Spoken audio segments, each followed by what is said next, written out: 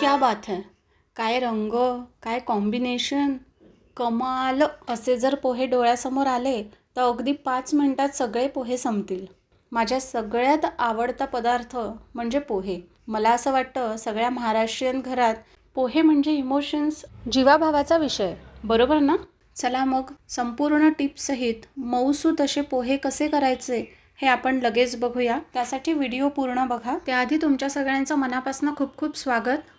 पोहे करण्याकरिता मी 3 ते 4 मिरच्या बारीक चिरून घेतल्या आहेत आणि एक मीडियम साईजचा बटाटा असे बारीक काप करून पाण्यात घालून ठेवूया, म्हणजे तो काळा पडणार नाही. आणि एक मीडियम आकाराचा कांदा पातळ असा चिरून घेतला आहे. पोह्यांसाठी कांदा चिरताना फार बारीक चिरायचा नाही. बारीक चिरला गेल्यास त्याला पाणी सुटू शकतं आणि पोहे ओले होऊ शकतात. चला आता सगळं चिरून झालं आहे. एक कढई गरम करून त्यात पाऊण वाटी तेल घालून घेऊ आणि त्यात मी हे शेंगदाणे आधी तळून घेते आहे. मी नेहमीच असे करते. यामुळे शेंगदाणे खूप छान कुरकुरीत राहतात, ते ओले होत नाहीत. शेंगदाणा आपल्याला गुलाबी रंगावर तळून घ्यायचा आहे. आता आपण शेंगदाणे वेगळे बाजूला ठेवून देऊ. तुम्ही पण असंच करता का? नक्की कमेंट करून सांगा. त्याच तेलात लगेच 1 चमचा मोहरी घालून फुटायची वाट बघूया. आता लगेच अर्धा चमचा जिरं घालून त्यात कडीलिंब, हिरव्या मिरच्यांचे तुकडे घालून अर्ध्या मिनिटाकरिता त्याला छान तळल्या जाऊ देऊ. यामुळे मिरचीचा तिखटपणा कमी होतो. आता आपण लगेच त्यात कांदा घालून घेऊया आणि छान परतवून घेऊ. कांदा हा आपल्याला मऊसर गुलाबी रंगावरती परतवायचा आहे.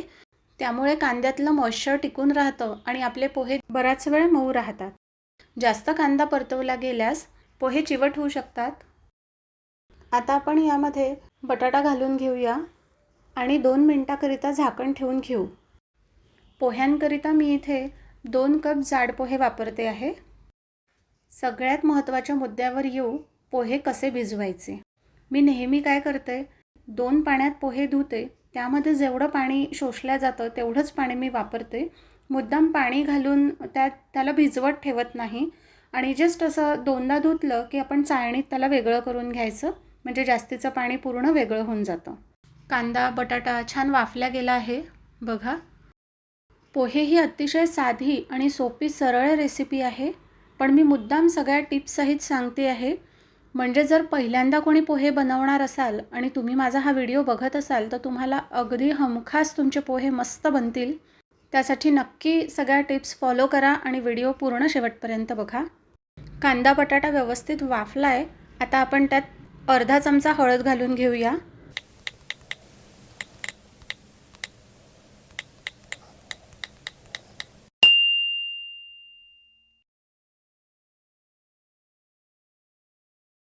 आता आपण यामध्ये पोहे घालून घेऊ.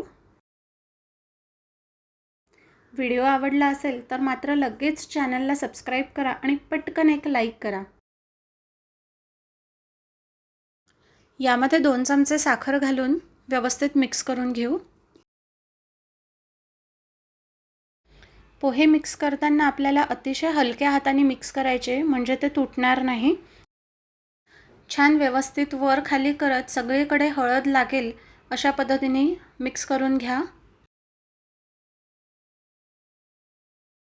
वाफ आणवायच्या आधी जर पोहे व्यवस्थित मिक्स करून घेतले तर सगळीकडे हळद छान लागते. नाहीतर मग आपण असेच ठेवून जर वाफ आणवली तर काही पांढरे राहतात, काही पिवळे होतात.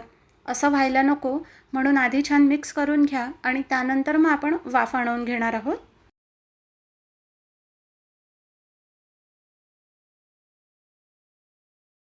पोह्यांना छान रंग आला आहे. आता आपण यामध्ये चवीप्रमाणे मीठ घालून घेऊ.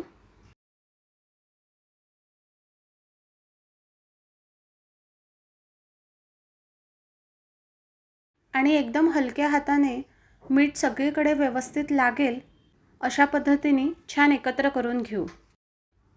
हे सगळं आपण गॅसच्या मीडियम फ्लेमवर करतो आहे. या पद्धतीने जर तुम्ही पोहे केले तर बघा एकदम छान सुटसुटीत पोहे झाले आहेत. अजिबात गचका वगैरे काहीही झालेला नाही आहे. आता आपण यावरती झाकण ठेवून एक मस्त वाफ आणवून घेऊ. 2 ते 3 मिनिटाकरिता ठेवूयात. गॅसची फ्लेम आपण एकदम मंद ठेवली आहे. आता आपण चेक करून घेऊ. पोह्यांना अपेक्षित वाफ आली नाही आहे, म्हणून आपण परत 2 मिनटाकरिता झाकण ठेवून घेऊ आणि नंतर चेक करू. छान वाफ आली आहे आपल्या पोह्यांना. आता आपण गॅस बंद करून घेणार आहोत. मस्त पोह्यांवरती भरपूर हिरवीगार अशी कोथिंबीर घाला. आवडत असल्यास ओल्या नारळाचा किस पण घालू शकता. बघा काय मस्त दिसत आहेत पोहे, एकदम भारी झाले आहेत. चला मग लगेच गरमागरम सर्व करायला घेऊयात.